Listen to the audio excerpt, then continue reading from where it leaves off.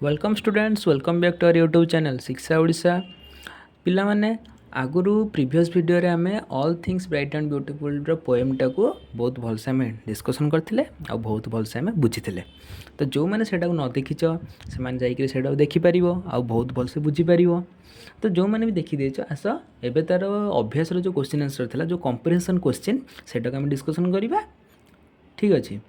आ हाँ जो माने सब प्रथमे आसे आम चैनल को विजिट करछ से माने गोटे रिक्वेस्ट चैनल टी सब्सक्राइब कर आम कौन वीडियो को लाइक कर ठीक अच्छे तो देख फास्ट क्वेश्चन कौन देला आमको ना what does the poet think of all things समस्त जिनस संपर्क कवि ये कौन चिंता कौन भाई ना यार आंसर हम कौन ना the poet thinks that all things are bright and beautiful and wise and wonderful कवि चिंताधारा समस्त पदार्थ समस्त जिनस कौन अटे ना देखा सुंदर आउ आश्चर्यकर अटे आउ कौन उज्ज्वल अटे अभी चलो क्वेश्चन 2 देख who has made all things किए समस्त सब जिनस गुड़ा किए निर्माण कर ना आंसर होची the lord God has made all these things सर्वशक्तिमान भगवान ये सब जिनस को तैयारी करिसंती 3 नंबर क्वेश्चन जेबा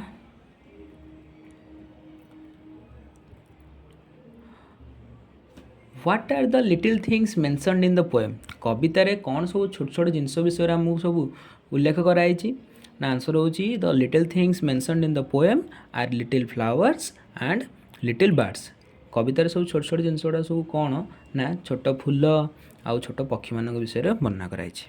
question number 4 how does the poet describe the beauty of flowers कवि किपरि भाव में फूल मानकर सौंदर्य विषय वर्णना कर कवितार आंसर होची The poet describes that the God has given bright colors to flowers. When a little flower blossoms, it looks beautiful and its brightness attracts others. The beauty of the flowers lies in their bright colors. कवि वर्णना करछंती कौन ना भगवान जहाँ भी सब कौन सुंदर सुंदर सब फूल तैयारी करछंती से कौन ना उज्ज्वलमय रंग गुड़ सब प्रदान करछंती जोटा कि जितेबाला फूल फुटे से देखा बहुत सुंदर लगे तार उज्ज्वलतार सबुआड़े कौन समस्त को आकर्षण करे आउ जहाँ फल आम बहुत सुंदर देखा जाए सेटा चलो question number 5 how does the poet describe the little birds किपरि भाव में कवि क्षुद्र पक्षी मानू सब छोट छोट पक्षी मानू वर्णना करछंती answer the poet describes that the little birds that sing sweetly are made by God has made their tiny wings which help them to fly कवि वर्णना करछंती कौन ना ये जो छोट छोट पक्षी गुड़ाक सब कवि सृष्टि करछंती भगवान सृष्टि करछंती से जो सुंदर सुंदर स्वर गीत बोलती बहुत सुंदर शुणा बहुत सुंदर लगे जोटा कि कौन भगवान कौन अटे गोटे अवदान अटे God has made their tiny wings which help them to fly और भगवान से छोट छोट कौन पर प्रदान करछंती जहाँफल से कौन कौन करती उड़ी पारे question number 6 how is the mountain described in the poem कवितार पर्वत किपरि भाव वर्णना है in the poem the mountain is described as purple headed कवितार आमर पर्वत को कौन ना पर्पल हेडेड जिते सूर्यास्त हुए सूर्योदय हुए तार जो सुनाली रंगर किरण तापर पड़े जहाँ फल सी कौन हो जाए ना बैगणी कलर देखा जाए आमको तार ऊपर भागटा पहाड़र ऊपर पार्श्वटा question number 7 why does it appear so यह कहीं केमी देखा जाए जो पहाड़र ऊपरी भागटी जो आमको पर्पल हेडेड देखा जाए कहीं देखा जाए answer the bluish red rays of the setting sun make the mountain top look purple ये जो आमर सूर्यास्त समय रे जो सूर्यंकर किरणटी पड़े आमर नाली रंगर किरण पड़े सेटा कौन कर दिए ना पहाड़र ऊपर पार्श्व को बैगणी रंग परिणत कर दिए आमको देखा बहुत सुंदर लगे ना कौन कि question 8 what brightens of the sky आकाश को कौन उज्ज्वलित करे the sunrise and the sunset brightens of the sky सूर्योदय और सूर्यास्त आकाश को उज्ज्वलित करते तुम देखि आ जो मैंने भी लक्ष्य करन सी सब कौन कर सन्ध्या देख सन्ध्या बेले जाइए देख सका उठ उठिकी जाई देख छात उपर ଯେ ସୂର୍ଯ୍ୟୋଦୟ ସୂର୍ଯ୍ୟାସ୍ତ ସମୟରେ ଆମର ଆକାଶଟା ଦେଖିବାକୁ କେତେ ସୁନ୍ଦର ଲାଗେ। क्वेश्चन नंबर 9 को ଯିବା। Question number 9, how does the sky look during the sunset. ଯେତେବେଳେ ସୂର୍ଯ୍ୟାସ୍ତ ହୁଏ ଆକାଶ କିପରି ଦେଖାଯାଏ ନା the sky looks bright during the sunset. ଆକାଶ ଉଜ୍ଜଳ ଦେଖାଯାଇଥାଏ ଯେତେବେଳେ ଆମର କ'ଣ ସୂର୍ଯ୍ୟାସ୍ତ ହୋଇଥାଏ। Question number 10, which are the two seasons mentioned in the poem. କବିତାରେ କବି କେଉଁ ଦୁଇଟି ଋତୁ ବିଷୟରେ ବର୍ଣ୍ଣନା କରିଛନ୍ତି ନା the two seasons mentioned in the poem are winter and summer. କବିତାରେ କବି କ'ଣ କରିଛନ୍ତି ନା ଦୁଇଟା ହେଉଛି ଋତୁ ବିଷୟରେ ବର୍ଣ୍ଣନା କରିଛନ୍ତି। ଗୋଟେ ହେଲା ହେଉଛି ଆମର କ'ଣ ଶୀତ ଋତୁ, ଆଉ ଗୋଟେ ହେଲା ଗ୍ରୀଷ୍ମ ଋତୁ। क्वेश्चन नंबर 11 को देख, why does the poet consider the summer sun pleasant. कवि ग्रीष्म काल जो खरादिनिया सूर्य को कहीं आनंददायक बोली चिंता करछंती बा वर्णना करछंती ना the summer comes after the winter and it gives great relief to the winter hit people. आउ सूर्यटा कौन खरा दिनटा केतबेले आसे ना शीत ऋतु पर आसे, खरा दिनटा शीत दिन पर आसे, जोटा कि कौन करता है ना ये जो ठंडा पागर जो लोक मान रही अभ्यास हो जाए और सेतबेले जो खरा दिन आसला माने सूर्यंकर जो प्रथम जो खराटा कौलिया खरा आम देह बाजे आसे कि आम बहुत कौन लगे आनंद लगे। The summer sun is warm and comfortable in England. कहीं ना जेहेतु आमर कवि कौटी ना इंग्लैंड देशर से सेठारे रुहती, से सेठारे सर्वदा कौन थाए ना आमर ठंडा पाग थाए सेठी। तो जितेबाला सूर्य खरा दिन आसे सेठारे कौन कवि को बहुत आनंद लगे। That is why the poet consider the summer sun pleasant. जहाँफल कौन कवि से चिंता कर से स्थान पाणीपाग अनुजाई कौन खरा दिन सूर्यटा बहुत भल लगे। आ ये तो आमर रोचे टिटलागढ़ होनी ना, ये तो आमर दारिंगबाड़ी होनी ना जे आमको ये खरा दिन रोड उपर थोक आमर ये अंडा आमलेट हम। हाँ, क्वेश्चन नंबर 12 चलो, what do we enjoy in greenwood. आम सबुज अरण्य आमको कौन उपभोग करूँ, आमको कौन भल लगे ना आंसर हूँ we enjoy the beauty of the tall trees in the greenwood. आम अरण्य डेंगा डेंगा गछ मानकर सौंदर्य देखा आमको खुशी लगे। Question number 13, how are the meadows useful for us. किपरि भाव में तृणभूमि गुड़िक आम उपयोगी अटे। The meadows are open areas of grassland where people play different games. घास पड़िया हूँ कौन गोटे बड़ खोला पड़ियाटे जो लोक मैंने पिला माने कौन करती बहुत प्रकार खेल खेलती ना कौन कि 4टा बाजिले अरे कुआड़े गलु आज आज पूरा गोटे क्रिकेट माड हम तापर जा देखिया पढ़ापढ़ी कथा ना कौन। हाँ, question number 14, where do the rushes grow. तृणगुड़िक केउठारे बढ़ी था ना the rushes grow by the water side. नदी पार्श्व पानी पार्श्व बढ़ी था। Question number 15, why do people gather rushes. लोक मैंने कहीं से तृणभूमि नल तृणगुड़ी को संग्रह करथांती ना आंसर हूँ पीपुल गैदर रसेस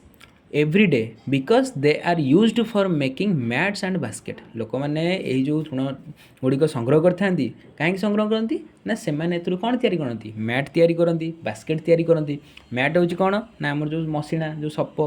जो मैंने शोचन तले से तैयारी करती आउ बास्केट भी तैयारी करती जो आमर कौन ना आमर जो देखिन बाउंश बेतर जमी तैयारी हुए पाचिया ताकू बोली कहती है सेटा को मध्य से तृणरू तैयारी करा जाय था। क्वेश्चन नंबर 16 को जीवा,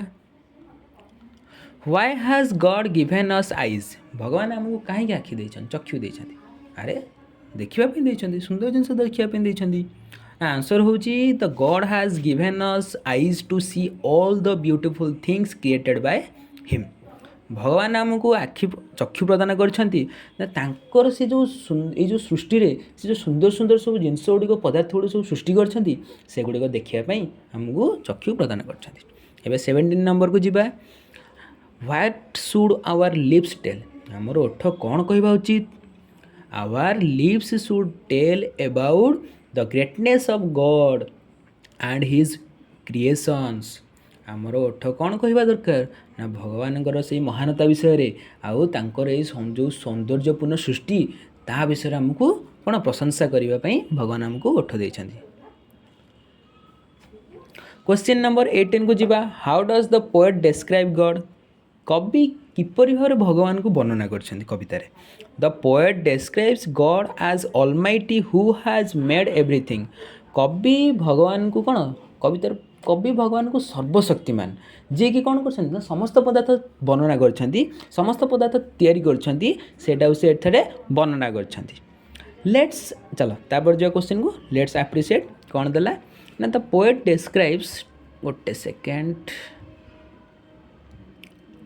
ओके देखो the poet describes many things in the poem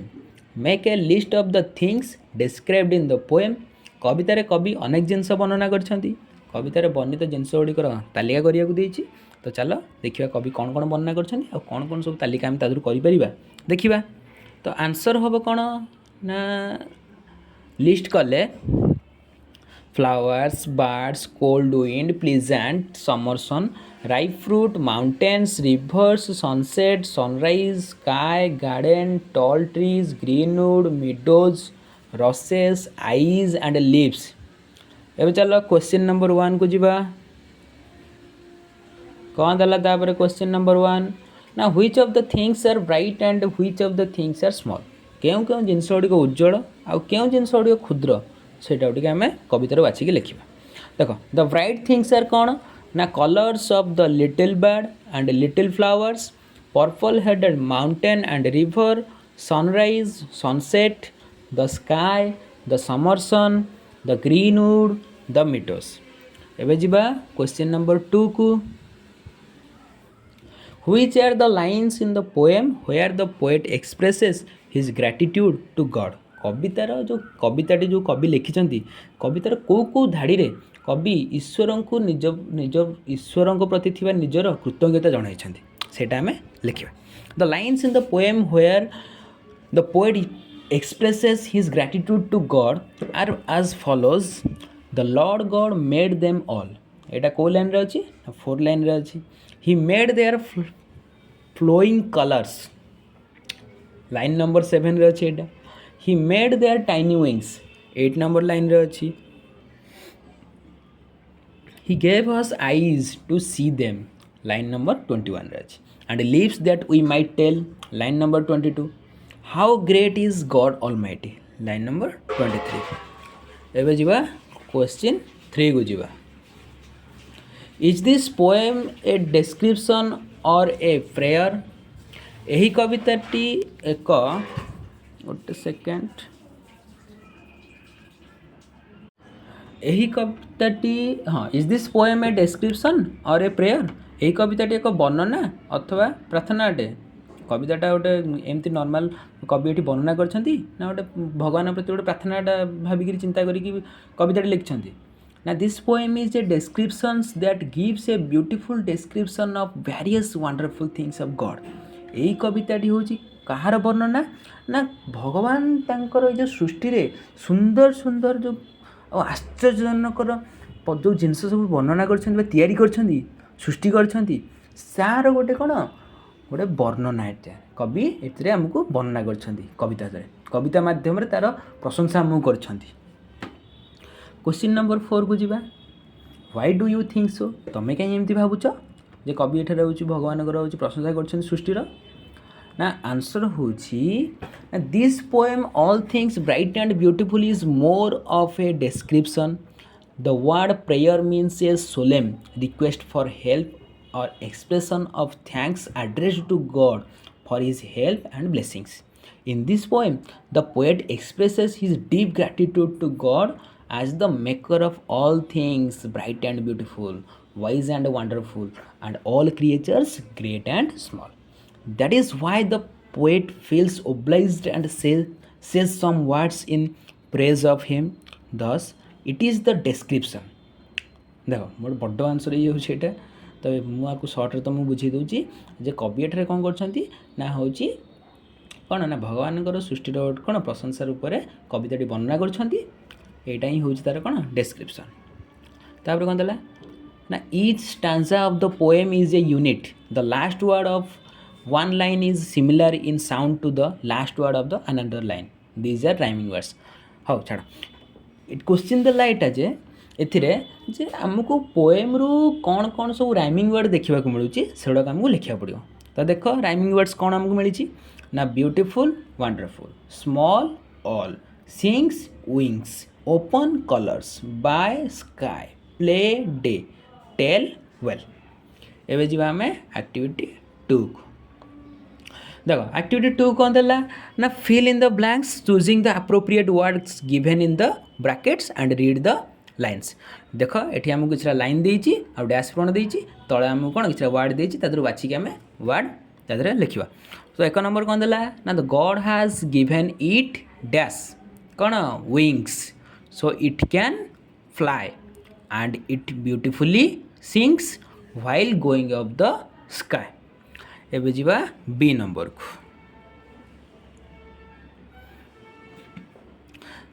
how the meadows look dash